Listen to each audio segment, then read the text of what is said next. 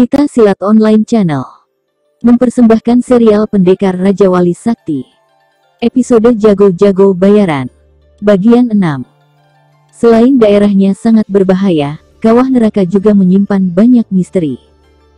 Sampai kini, berarti sudah 3 hari, Sangga Kelana tidak ketahuan kabar beritanya.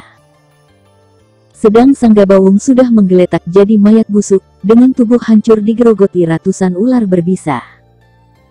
Begitu ganasnya daerah itu, apa mungkin pendekar Raja Wali Sakti dan Kipas Maut ada di sana? Rasanya sulit, sekalipun dia seorang tokoh sakti. Hal itu dapat dilihat dari beberapa tokoh rimba persilatan golongan hitam yang hanya menunggu di batas kawah neraka. Itu pun mereka sudah 1000 kali berpikir untuk melakukannya. Dan hal tersebut juga disadari betul oleh Rangga dan Pandanwangi. Mereka tahu betapa bahayanya berada di daerah itu. Sementara bagi Rangga, dia juga tidak mau mengambil resiko terlalu berat, karena orang-orang rimba persilatan yang menginginkan kepalanya demi 1000 keping uang emas, menunggu di sana. Sebab itulah, sebenarnya mereka tidak berada di sana. Bagaimana perkembangan desa Kalianget? Tanya Rangga pada Pandanwangi yang selalu mengamati keadaan desa dan orang-orang rimba persilatan. Ada perkembangan baru, sahut Pandanwangi. Maksudmu? Rangga tertarik. Sebentar lagi akan ada pengangkatan kepala desa baru, dan calonnya hanya satu, Ki Karangseda, Pandanwangi menjelaskan. Lantas, bagaimana tindakan Suryadenta dan adik-adiknya? Mereka terus berusaha mencari Ki Jatirekso dan Jaka Wulung. Menurut berita yang tersiar, Ki Jatirekso lah yang mengundang tokoh-tokoh rimba persilatan. Tapi Suryadenta dan adik-adiknya tidak percaya. Mereka justru menduga, Ki Karangseda dan Ki Pungkur lah yang mendalangi semua ini, jelas Pandanwangi lagi. Sudah kuduga. Gumam Rangga pelan, seakan yakin bahwa kejahatan akhirnya akan terbongkar. Aku juga mendapat keterangan, kalau Ki Karangseda diam-diam selalu berhubungan dengan perempuan iblis Pulau Karang, lanjut Pandanwangi.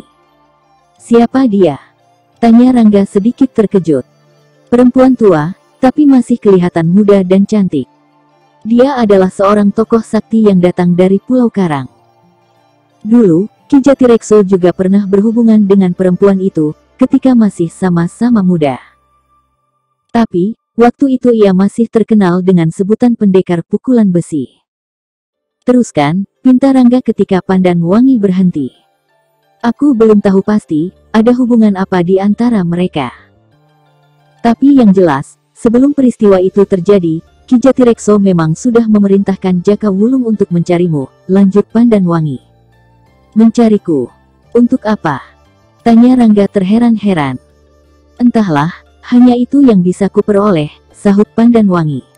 Sejenak Rangga merenung. Keningnya berkerut dalam, seakan dia tengah berpikir keras untuk mencerna semua keterangan itu.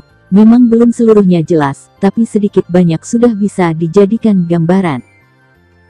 Kemudian Rangga mendesah panjang, kepalanya menengadah memandang langit biru yang bersih dari awan.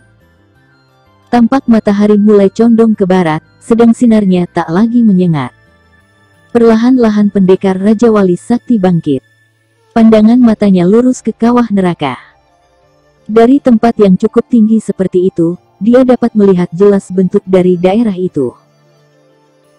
Dalam sekelebatan mata, bentuknya memang mirip sebuah kawah, tapi ditumbuhi pepohonan yang sangat lebat, dan dikelilingi bukit-bukit kecil bagai sebuah benteng baru alam. Untuk menuju ke sana, hanya ada satu jalan, yakni melewati desa Kalianget. Jalan satu-satunya untuk membuka tabir ini, kita harus menemui Ki Jatirekso, gumam Rangga pelan, seolah bicara pada dirinya sendiri. Aku rasa tidak, bantah Pandanwangi. Menurutmu? Rangga menoleh. Perempuan iblis Pulau Karang, sahut Pandanwangi mantap. Rangga kembali mengernyitkan keningnya.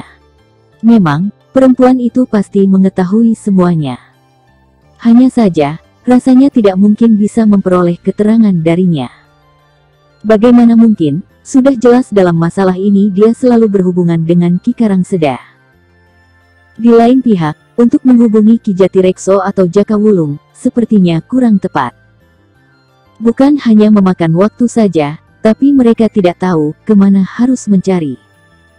Dan tak seorang pun tahu di mana kini mereka berada. Kecuali hanya satu yang tahu. Dan itu juga baru suatu kemungkinan. Ayo ikut aku, Pandan. Seru Rangga dengan tiba-tiba dan langsung melompat. Kemana? Tanya Pandan Wangi segera ikut melompat. Ikut saja. Sementara itu, jauh di luar batas desa Kalianget sebelah selatan, tampak berdiri rumah kecil berdinding papan dan beratap daun-daun rumbia. Rumah itu tampak jadi seperti tersembunyi, karena dikelilingi oleh pepohonan besar dan kecil. Keadaannya tampak sunyi bagai tak berpenghuni. Namun di dalam rumah itu ada Ki Jatirekso dan Jaka Wulung yang tengah duduk di dipan bambu. Sementara di depan mereka, duduk beralaskan tikar pandan, seorang perempuan tua yang sedang menganyam bambu yang dihaluskan tipis-tipis. Perempuan itu adalah Nyi Nirah, ibu dari Ki Jatirekso yang juga berarti nenek Jaka Wulung. Tampak tubuhnya sangat kurus tertutup kembang-kembang yang sudah lusuh. Sementara kerut-kerut kulitnya memenuhi seluruh tubuh. Sedang baris gigi yang hitam akan terlihat saat dia menguap lebar. Namun dengan keadaan yang demikian, dia masih punya sinar mata yang jernih, pertanda bahwa dia memiliki isi dalam tubuhnya. Dalam usianya yang sudah mencapai 100 tahun lebih, Nyi Nirah masih juga bisa menganyam bambu. Terlihat dari jari jemari tangannya yang lincah menganyam. Kapan kau akan kembali ke desa Kalianget, Rekso? Tanya Nyi Nirah memecah kesunyian. Suaranya masih terdengar gagah meskipun bergetar. Mungkin tidak, sahut Ki Jatirekso pelan. Apa kau tidak kasihan melihat rakyatmu sengsara? Aku tahu betul siapa Ki Karangseda itu, watak dan tingkah lakunya persis dengan mendiang ayahnya dulu. Aku tidak yakin, kejadian ini karena dia ingin membalas kematian ayahnya, kata Nyi Nirah kembali mengenang masa lalunya. Mungkin juga begitu, Bu, sahut Ki Jatirekso. Ayahmu dulu juga seorang pendekar. Dialah yang membunuh ayah Karangseda karena membela kehormatannya sebagai seorang laki-laki. Mana ada laki-laki di dunia ini yang bisa diam kalau melihat istrinya dirampas? Ya, sebetulnya sih bukan dia yang membunuh, tapi aku. Akulah yang menusukkan keris pusaka Pancasona ke dadanya. Aku bangga dengan ayahmu, Rekso. Dia mau bertanggung jawab, meskipun harus mati di tiang gantungan. Sejak saat itu, aku tidak mau lagi menginjak desa Kalianget, ada kesenduan pada suara Nyi Nirah. Sudahlah, Bu. Tidak perlu lagi mengingat-ingat kejadian itu. Aku sudah melupakannya. Itulah sebabnya, kenapa aku bersedia dipilih jadi kepala desa, meskipun aku sadar, peristiwa seperti yang terjadi saat ini sebagai akibatnya, kata Ki Jatirekso mencoba menenangkan hati ibunya. Kabar sudah tersiar luas, bahwa kaulah yang mengundang orang-orang rimba persilatan untuk memenggal kepala pendekar Raja Wali Sakti, lirih suara Nyi Nirah. Biarkan mereka menduga begitu, Bu. Biarkan Karangseda tertawa dengan kemenangannya. Toh akhirnya, rakyat juga yang bisa menentukan. Rasanya aku tidak mungkin lagi berbuat apa-apa sekarang. Aku hanya bisa melihat dan melihat. Sedikit tertekan suara Ki Jatirekso. Bagaimana kalau mereka percaya, bahwa kau yang mengundang orang-orang itu? Aku juga dengar bahwa di antara mereka kini ada perempuan iblis Pulau Karang, Nyi Nirah memberi pilihan. Aku yang akan menghadapi perempuan itu. Dia tidak akan pernah berhenti mengusikku sebelum ku penggal lehernya. Geram juga Ki Jatirekso diingatkan begitu. Kau tidak akan mampu, Rekso. Dia bukan lawanmu. Lebih baik aku mati di tangannya, daripada jadi boneka permainan. Tapi, bagaimanapun juga, dia masih istrimu. Aku bisa merasakan perasaannya karena aku juga perempuan, Rekso. Sebuas-buasnya harimau betina, dia tidak akan mungkin memangsa keluarga dan keturunannya sendiri. Kemungkinan dia hanya ingin melampiaskan sakit hatinya padamu. Tapi dia tidak bermaksud mencelakakanmu, apalagi membunuhmu, lagi-lagi Nyi Nirah mengingatkan. Ki Jatirekso hanya diam termangu. Secara jujur, dia masih mencintai perempuan itu. Tapi karena tingkahnya yang liar dan tidak pernah puas hanya dengan satu laki-laki, Ki Jatirekso terpaksa meninggalkannya dengan memberi cacat pada wajahnya. Tapi entah bagaimana caranya, perempuan itu kini kelihatan semakin muda dan tambah cantik saja. Di dunia ini, memang begitu banyak hal-hal yang sulit dimengerti oleh akal dan pikiran yang sehat. Semua yang dirasa mustahil, kadang jadi kenyataan. Entah itu dengan cara lurus atau bersekutu dengan setan. Pokoknya semua cara ditempuh manusia untuk mencari kepuasan diri. Manusia memang makhluk paling egois di muka bumi ini. Sejenak Ki Jatirekso melirik Jaka Wulung. Sejak tadi, mata anaknya tidak pernah lepas memandang keluar. Jaka Wulung adalah anak satu-satunya dari perkawinannya dengan Telasih, si perempuan iblis Pulau Karang. Tapi, sejak berumur 10 hari, Jaka Wulung tidak pernah kenal siapa ibunya. Sedang Ki Jatirekso selalu mengatakan, bahwa ibunya sudah meninggal ketika melahirkan. "Ayah!" panggil Jaka Wulung tiba-tiba.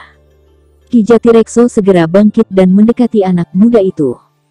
Dia melongokkan kepalanya melalui jendela yang terbuka sedikit. Tampak agak jauh di depan, ada dua bayangan tubuh manusia yang berlari-lari kecil menghampiri rumah ini. Dua bayangan putih dan biru itu berkelebatan dari balik pepohonan. "Kau kenal dua orang itu, Rekso?" tanya Nyi Nirah yang tanpa ikut mengintai.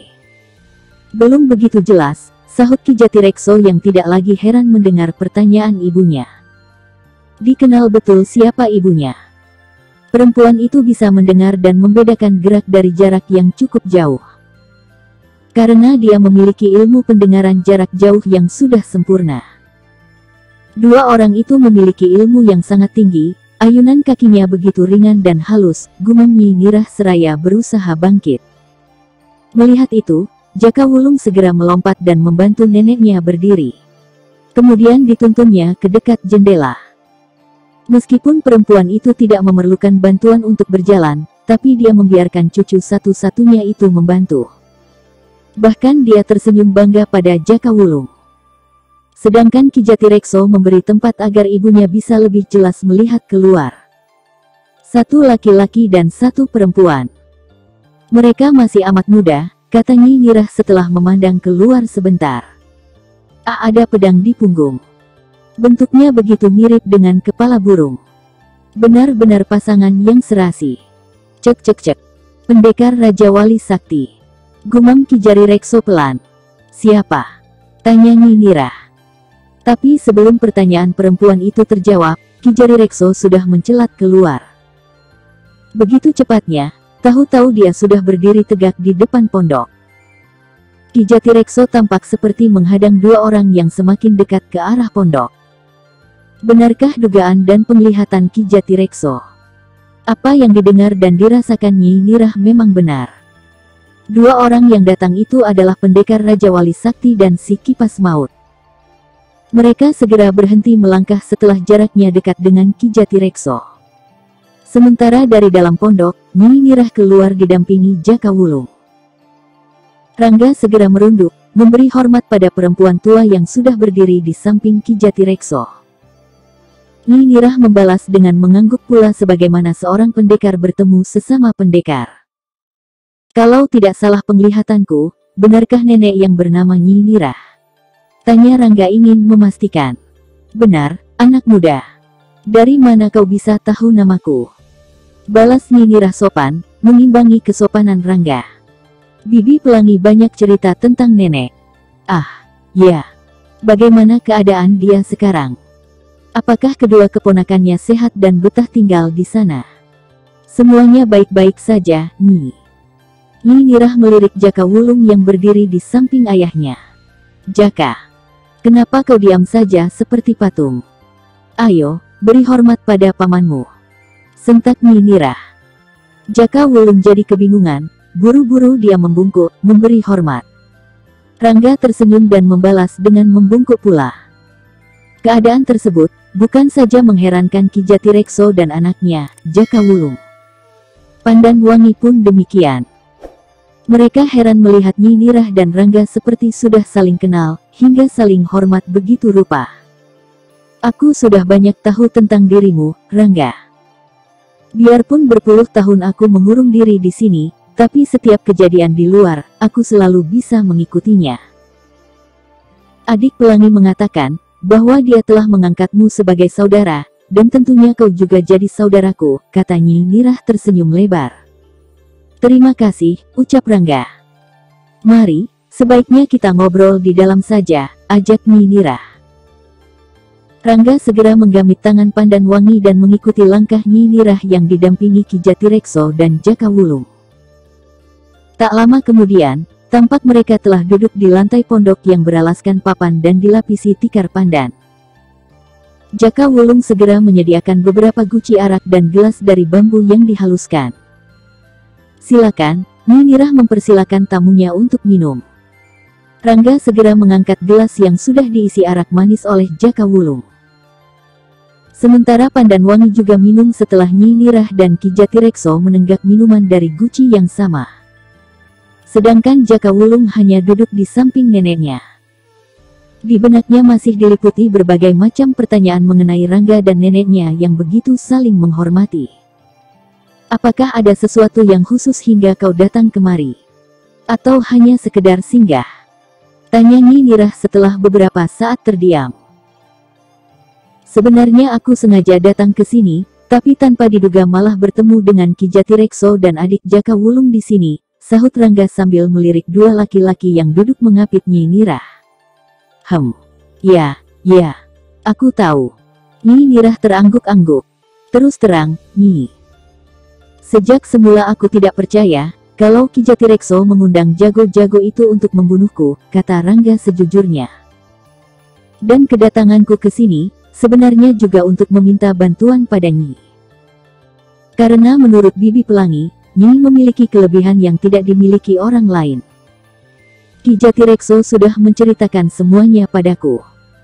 Semua ini hanya karena dendam lama seseorang pada Jatirekso. Aku sendiri tidak tahu, kenapa justru kau yang dijadikan kambing hitam.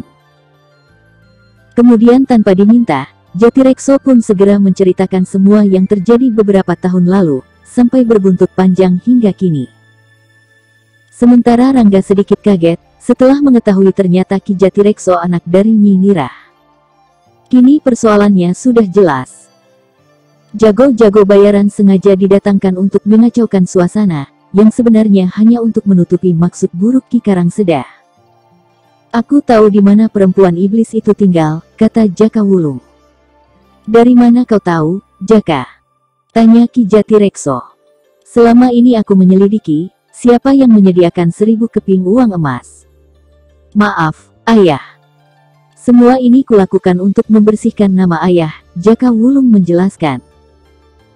Tanpa diminta, Jaka Wulung segera menceritakan pengalamannya menguntit Ki Karangseda dan Ki Pungkur yang pergi ke tempat tinggal sementara perempuan iblis Pulau Karang. Sementara secara bergantian, Rangga segera menceritakan bahwa dia telah berhasil menggiring tokoh-tokoh rimba persilatan keluar dari desa Kalianget dan menuju kawah neraka.